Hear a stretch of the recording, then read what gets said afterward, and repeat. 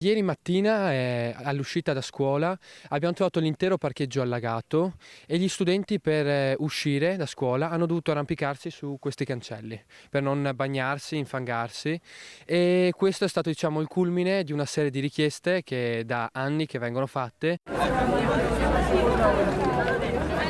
Scene come questa sono quelle registrate sul piazzale dell'Istituto Superiore Newton Pertini di Campo San Piero. Il violento acquazzone di mezzogiorno lo aveva trasformato in un lago, ma non è la prima volta e per questo gli studenti hanno deciso di astenersi dalle lezioni. Oggi più di 1 migliaio di ragazzi del Newton Pertini hanno deciso di seguire questo esempio, questa richiesta che oltretutto non è nata da noi rappresentanti. Sono stati gli stessi studenti che, dopo che sono circolati i video di loro stessi che andavano sui cancelli, hanno scelto di stamattina venire qua la prima ora. È stata una protesta totalmente pacifica e questo è stato un grande atto di responsabilità e maturità dei nostri ragazzi. Noi avevamo deciso oggi di astenerci dalle prime ore insieme a tutti gli studenti per far vedere a queste istituzioni che effettivamente non è più il caso di trascurarci. Un problema come questo, idrico, che è stato creato dal comune, a cui il comune dice che non può risolvere perché mancano dei fondi, è inammissibile a nostro parere. Noi non possiamo venire a scuola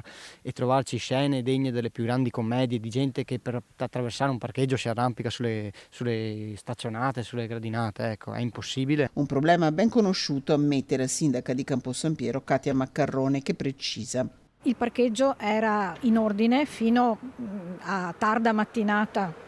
A ridosso di mezzogiorno l'acqua ha iniziato a non defluire più in maniera corretta e quindi purtroppo non c'è stato il tempo, pur avendo chiamato Protezione Civile per togliere l'acqua dal parcheggio, non c'era il tempo materiale perché era già quasi l'orario di uscita dei ragazzi. Ci sarebbe già anche la soluzione per il problema, la canaletta Tentori.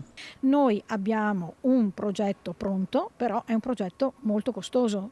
Sono 700.000 euro. Abbiamo chiesto contributi più volte, l'ultimo che è stato chiesto al Ministero nell'ambito di un bando che riguarda un po' tutti i comuni. Dovevano uscire le risposte a novembre e siamo ancora qui che le attendiamo. In attesa di risposte sui fondi, gli studenti daranno vita a tavoli tecnici, ma non vogliono fermarsi.